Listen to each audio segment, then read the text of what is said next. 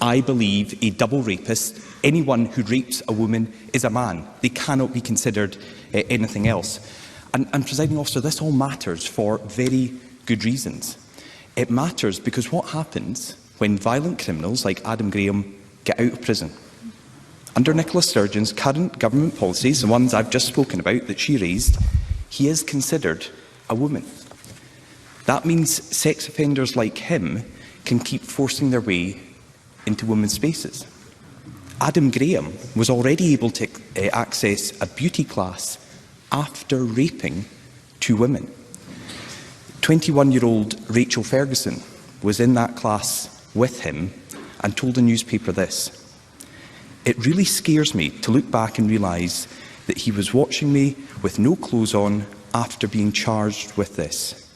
It makes me feel physically sick and violated." This is a fundamental question about women's safety. I refuse to trust the word of a rapist. Why does the First Minister?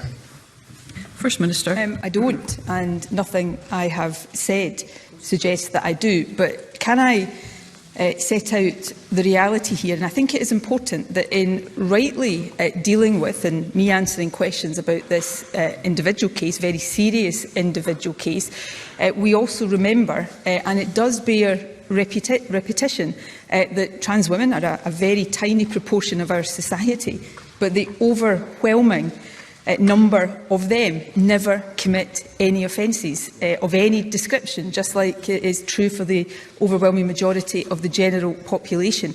And in dealing with individuals like this, who have to be dealt with very seriously, it is important that we don't inadvertently undermine the rights of the law-abiding majority of trans people in our country. And I think that is an important principle that we mustn't lose sight of. But rapists should be dealt with as rapists. I don't think there is any disagreement on that, and I don't think it does service to the victims of crime to suggest that we somehow do disagree on that issue.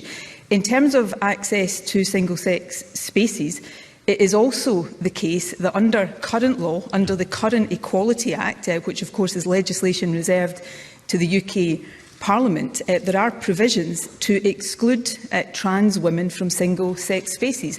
And those exemptions can be applied whether or not a trans woman has a gender recognition certificate. My question is, are all trans women women? You haven't answered that question. Well, that's not the point that we're dealing with here. That's the question I'm asking. Trans women are women, but in the prison context, there is no automatic right for a trans woman. So there are contexts where a trans woman is not a woman?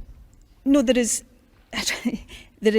circumstances in which a trans woman will be housed in the male prison estate. Is there any context in which a woman born as a woman will be housed in the male estate? Look, we're talking here about trans women. And I'm now asking about women born as women. I don't think there are circumstances there, but... So it's different for trans women? Well, yes, and I'm not... So they're not equal? That is not... There is a risk assessment process done for trans women that takes account of the nature of the crime.